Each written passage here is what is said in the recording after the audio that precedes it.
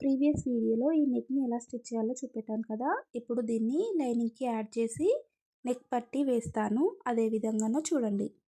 Round నెక్కి hemming పట్టి వేస్తాం కదా, సేమ్ అదే విధంగా 1 ఇంచు క్రాస్ పీస్ అయితే తీసుకోవాలి. తీసుకొని రౌండ్ నెక్ చుట్టూ కూడా కుట్టుకోవాలి. ఈ విధంగా కుట్టిన తర్వాత రౌండ్ నెక్ చుట్టూ కూడా కట్స్ ఇవ్వాలి. ఎప్పుడైనా మనం రౌండ్ నెక్కి కట్స్ ఇస్తేనే ఫ్రంట్ సైడ్కి తిప్పినప్పుడు రౌండ్ నెక్ దగ్గర ముడతలు రాకుండా ఉంటుంది. 1 సైడ్ బార్డర్ వేసాను కదా, ఇక్కడ స్టిచ్ చేసేటప్పుడు జాగ్రత్తగా చూడండి. ఇప్పుడు నేను వేసే స్టిచ్ అయితే ఓన్లీ లైనింగ్కి మాత్రమే ఇస్తాను, ఎందుకంటే మెయిన్ క్లాత్ మీద స్టిచ్ వేస్తే నీట్గా ఉండదు. సో మీరు కూడా ఇదే విధంగా లైనింగ్కి మాత్రమే స్టిచ్ వేయండి. చూపిస్తున్న విధంగా మెయిన్ క్లాత్ని సైడ్కి జరిపి లైనింగ్ మీదనే కుట్టు వేయాలి. నెక్స్ట్ ఈ గల్ల పట్టిని మలిచి ఇది కూడా లైనింగ్ మీదనే వేయాలండి.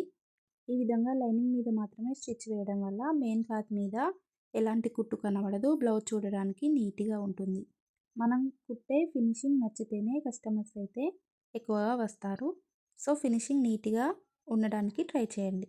నేను ఈ విధంగా 1 సైడ్ నెక్కి బార్డర్ యాడ్ చేస్తాను కాబట్టి ఇంకొక సైడ్ కూడా కుట్టు కనబడకుండా కుట్టాను. ఈ విధంగా కుట్టినప్పుడు హెమ్మింగ్ చేస్తే బాగోదు, ఈ విధంగానే కుట్టుకోవాలి. కొత్త వారికి కూడా ఒకసారి ట్రై చేస్తే ఈజీగా వస్తుంది. బ్లౌజ్ లుక్ ఎలా ఉందో చెప్పండి. నచ్చితే ఒక లైక్ ఇవ్వండి.